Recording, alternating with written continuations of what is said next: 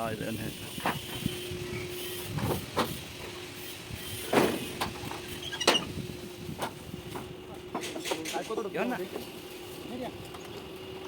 কারণ কোন মামু কারণ নাই কারণে সার পোকা হয় এই জন্যই তো টেলে নিবে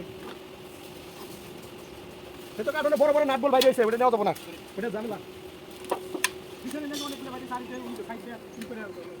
পিছনে ওয়াইন্ডিং করে এটা কিছু বন্ধ করে না না না